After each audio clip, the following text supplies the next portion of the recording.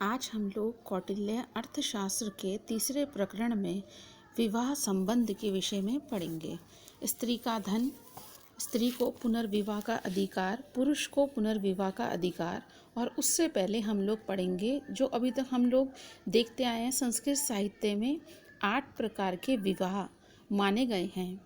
विवाह जैसे हम सब लोग जानते हैं एक सामाजिक संस्था है जिसमें 4 प्रकार के विवाह तो समाज द्वारा स्वीकृत हैं और 4 प्रकार के जो विवाह हैं वो समाज के द्वारा स्वीकृत नहीं हैं, उनको हीन दृष्टि से, हे दृष्टि से देखा जाता है। तो इसलिए 4 प्रकार के प्रशस्त और 4 प्रकार के अप्रशस्त, स्वीकार और अस्वीकार्य। तो इस प्रकार से ये 8 प्रकार के विवाह माने गए हैं। विवाह पूर्वो व्यवहारः, आज जो हम अध्ययन कर रहे हैं ये तीसरे अधिकरण का दूसरे अध्याय का 58 प्रकरण है।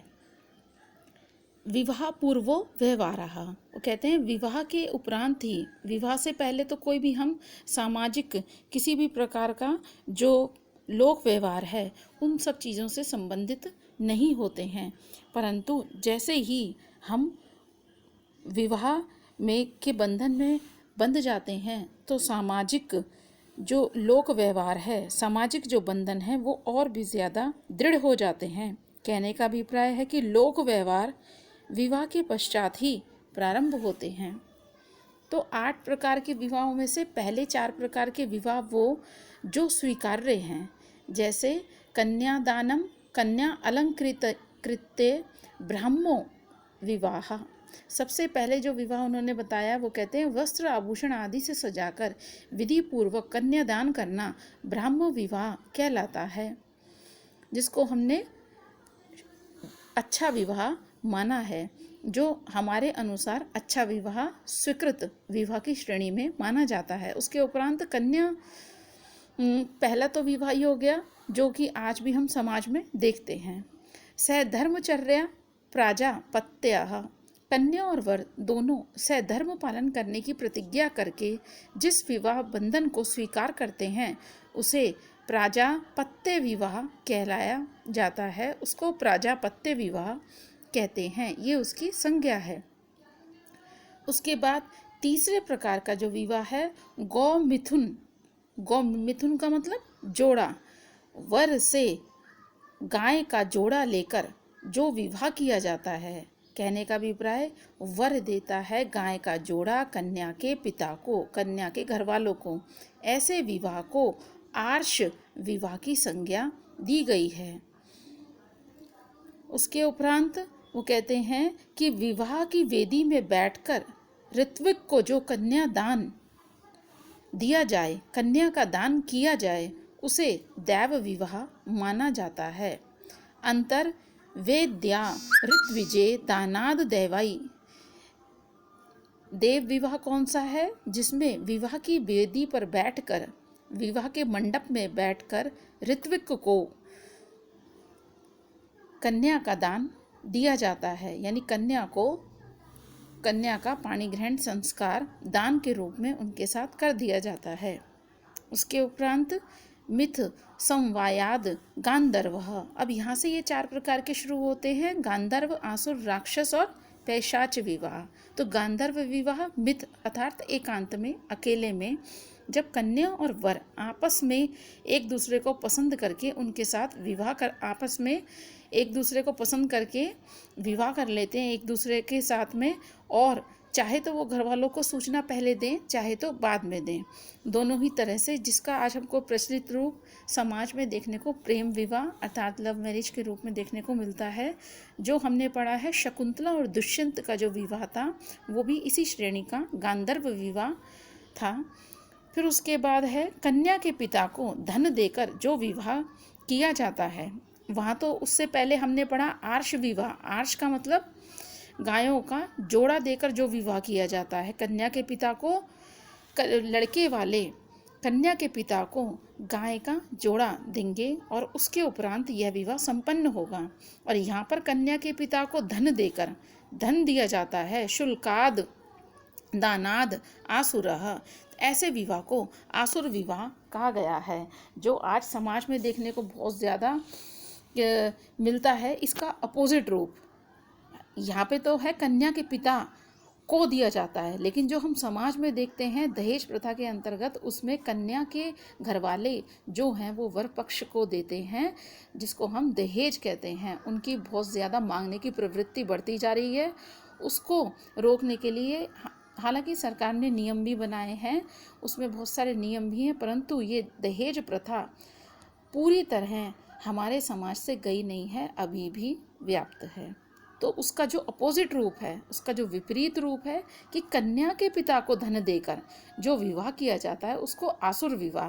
कहने का अभिप्राय है, कोई भी काल हो, चाहे वर्तमान काल हो चाहे प्राचीन काल हो, हमेशा ही जिसमें पैसों का लेन देन होकर शादी की जाए, पाणी ग्रहण संस्कार किया जाए, वो किसी भी प्रकार से उचित नहीं है।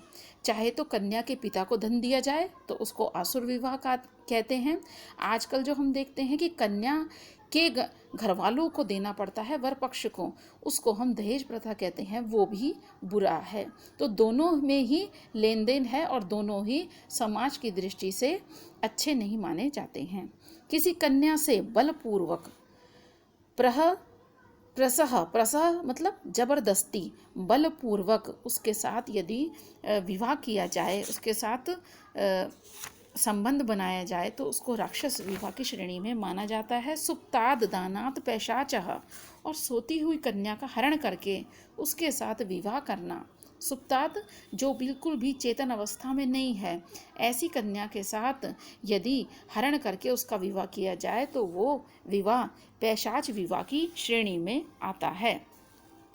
उक्त 8 प्रकार के विवाहों में से पितृ प्रमाण चत्वारा पूर्वे धर्मया, पहले 4 प्रकार के विवाह पिता की सलाह से होने के कारण धर्म के अनुकूल विवाह बताए गए हैं।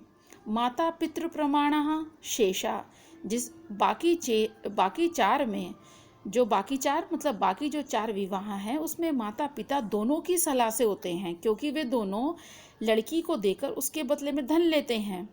उस धन को यदि पिता ना हो तो माता ले सकती है, और पिता ना हो तो माता ले सकती है, माता ना हो तो पिता ले सकता है। कहने का अभिप्राय, तौ ही शुल्क हरो दुहिता बोलते हैं पुत्री को, अन्यतर अभावे, अन्यतरो वा, एक दूसरे के अभाव में, चाहे तो माँ नहीं हो या फिर पिता नहीं हो, माँ नहीं होगी तो पिता लेगा, पिता नहीं होगा तो माँ लेगी। इस प्रकार से वो शुल्क लेकर और धन के बदले में जब कन्या को देते हैं। कहने का अभिप्राय, 4 प्रकार के विवाह तो धर्म के अनुकूल बताए गए हैं। कौन कौन से? ब्राह्म विवाह, प्राजापत्य विवाह, आर्ष विवाह और दैव विवाह। 4 प्रकार के विवाह इसके विपरीत हैं, जो समाज के द्वारा किसी भी प्रकार से स्वीकार्य नहीं होते। गांधर्व विवाह, आसुर विवाह, राक्षस विवाह और पैशाच विवाह। द्वितीयं शुल्कम स्त्री हरेत सर्वेषां प्रीत्यारोपणम प्रतिषिद्धम। इसके अतिरिक्त प्रीतिवश दिया हुआ एक दूसरे प्रकार का जो धन है, वो कहते हैं इसके अतिरिक्त यदि हम प्रेम से दूसरे प्रकार का धन उस कन्या को, जो उस कन्या का है जिसके साथ विवाह किया गया हो, तो इस प्रकार के विवाह में स्त्री पुरुष में परस्पर प्रीति का होना जरूरी है। प्रीति मतलब अनुराग, एक दूसरे के प्रति विश्वास, एक दूसरे के प्रति प्रेम, ये होना जरूरी है। फिर उसके बाद वो स्त्री के धन बताते हैं कि 2 प्रकार के हैं, वृत्ति और आबंध्यम व स्त्री धनम पर द्विसहस्त्रा स्थाप्य वृत्ति आबंध्या अनियम। यहाँ पर 2 प्रकार के स्त्री धन बताए गए हैं, एक तो वृत्ति और दूसरा बताया है आबंध्या। वृत्ति वो है स्त्री की वृत्ति धन, इसके जो स्त्री है, जो महिला है, उसका वृत्ति धन वह है जो स्त्री के नाम से बैंक इत्यादि में जमा है, बैंक इत्यादि में उसके नाम से कहीं पर जमा है। फिर उन्होंने एक राशि बताई है, लेकिन कम से कम इस वृत्ति जो धन है, इसकी राशि पर द्विसहस्रा, सहस्त्र बोलते हैं 1000 को, परंतु कम से कम 2000 ये जरूर होनी चाहिए स्थाप्य वृत्ति, इसकी जो राशि है 2000 तो होनी चाहिए। और वो कहते हैं आबंधे के लिए किसी भी प्रकार का अनियम, कोई नियम नहीं स्थापित किया गया है कि इतना होना चाहिए, ऐसी कोई नियम की उसमें तादाद नहीं रखी गई है। उसके बाद किसी स्त्री का पति परदेश चला जाए तो उसकी स्त्री की जीविका निर्वाह के लिए कोई जरिया ना हो तो वह स्त्री अपने पुत्र और अपने जो उसके पोते पोती हैं उनके जीवन निर्वाह के लिए निजी धन को खर्च कर सकती है। तदात्म पुत्र स्नुषा नहीं हो वहाँ पर तो प्रवासा प्रतिविधाने च भार्याया भोक्तुम दोषः, तो उसको किसी भी प्रकार से उसका दोष नहीं लगता है। कैसी स्थिति में?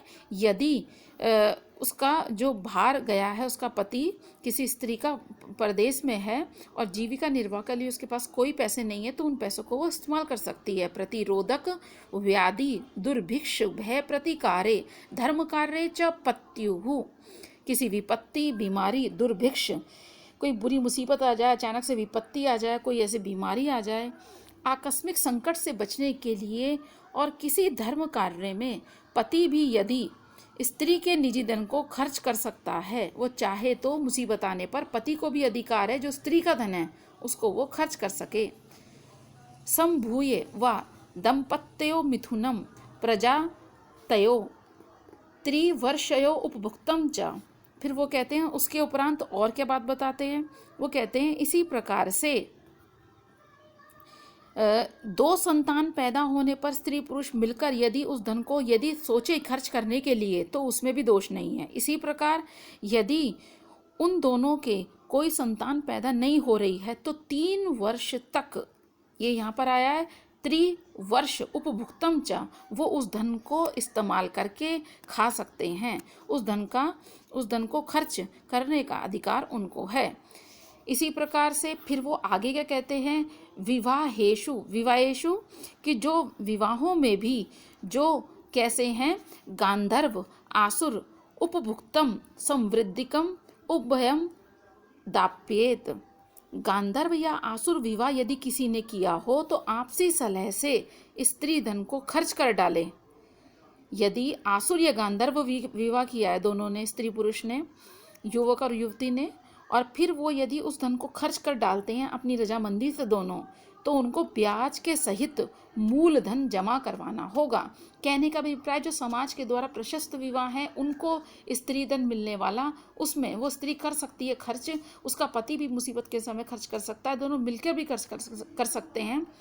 परंतु जो 4 प्रकार के विवाह जो निकृष्ट प्रकार के बताए हैं उनके लिए इन्होंने बताए हैं नियम। गांधर्व और आसुर विवाह में भी वो कहते हैं यदि इनके ये लोग चाहें दोनों कि हम खर्च कर लें सलाह मशवरा से, और ये तो फिर इनको ब्याज सहित चुकाना पड़ेगा, जमा कराना होगा। और राक्षस और पैशाच 4 प्रकार के विवाह थे निकृष्ट, गांधर्व विवाह, आसुर विवाह, राक्षस विवाह और पैशाच विवाह। अब इनके बारे में कहते हैं राक्षस पैशाच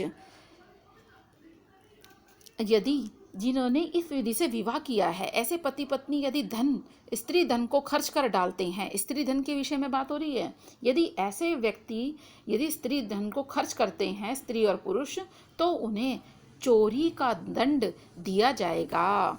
स्तेयम दद्यात्, स्तेय बोलते चोरी को, तो उन्हें चोरी का दंड उनको प्राप्त होगा। इति विवाह धर्म, यह विवाह धर्म बताया गया है। यह विवाह का क्या धर्म है उसका निरूपण किया गया है। पहले 8 प्रकार के विवाह बताए हैं, उसके उपरांत यह बताया है कि यह विवाह जो है ये पूरी तरह